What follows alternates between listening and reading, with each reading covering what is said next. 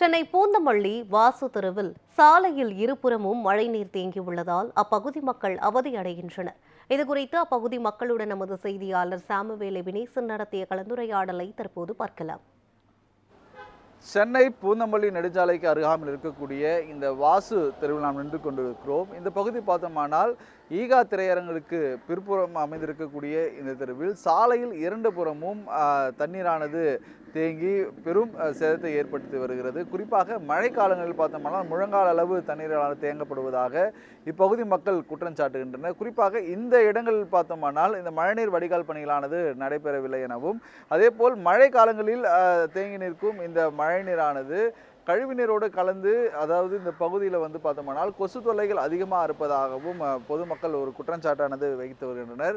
இது தொடர்பாக மாநகராட்சி அதிகாரியிடமும் பலமுறை கோரிக்கை வைத்தும் எந்த ஒரு நடவடிக்கை எடுக்கப்படவில்லை என்று ஒரு குற்றச்சாட்டு இருந்தாலும் கூட, மழை காலங்களில் முழங்காலுக்கு மேல் தண்ணீரானது தேங்கும் பொழுது தற்காலிகமாக டிராக்டரை வைத்து அந்த மழைநீர் மட்டும் உறிஞ்சி செல்வதாகவும் ஒரு தரப்பினர் தெரிவித்து வருகின்றனர்.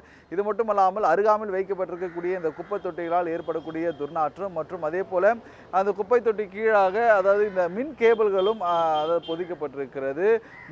மின்தொற்று பரவும் அபாயம் ஏற்படக்கூடிய நிலையும் ஏற்படுவதாக பொதுமக்கள் தெரிவிக்கின்றனர். குறிப்பாக இங்கு நடைபாதையானது வைக்கப்பட்டிருக்கிறது. நடைபாதையும் அதாவது ரொம்ப குறுகிய நிலையே இருப்பதால் அந்த சாலை ஓரம் தண்ணி தேங்கி இருக்கக்கூடிய தண்ணியினால் நடைபாதையில் பயன்படுத்த முடியாத ஒரு சூழலுக்கும் பொதுமக்கள் தள்ளப்படுகின்றனர். இதனால் அவர்கள் சாலை நடுவே நடந்து செல்லக்கூடிய நிலைக்கு ஏற்படுவதாகவும் பொதுமக்கள் குற்றச்சாட்டுகின்றனர். உடனடியாக சென்னை மாநகராட்சி சார்பாக இந்த பகுதியில் விரைந்து நடவடிக்கை எடுக்கப்பட வேண்டும் என்பதே பொதுமக்களுடைய கோரிக்கையாக இருக்கிறது. நம்ம அதில் ஒருவர் கேட்கலாம்.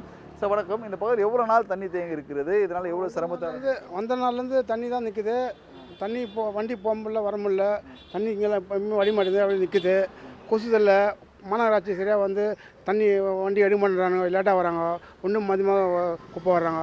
அதனால் கொசு தொல்லை அதிகமாக இருக்குது. இங்கே தண்ணி போக மாட்டேங்குதுங்க. மக்கள் வர மாட்டேறாங்க, போக மாட்டேறாங்க. வரத்துக்கு சிரமப்படுறாங்க அவங்க. அதனால் அது மாநகராட்சி எதுவும் நடவடிக்கை எடுக்க மாட்டேறாங்க. வராங்க, அவங்க பாட்டு போகிறாங்க, வராங்க. எதுவும் இல்லை, எடுக்க மாட்டேங்க, ஸ்டெப் எடுக்க மாட்டேன்றாங்க.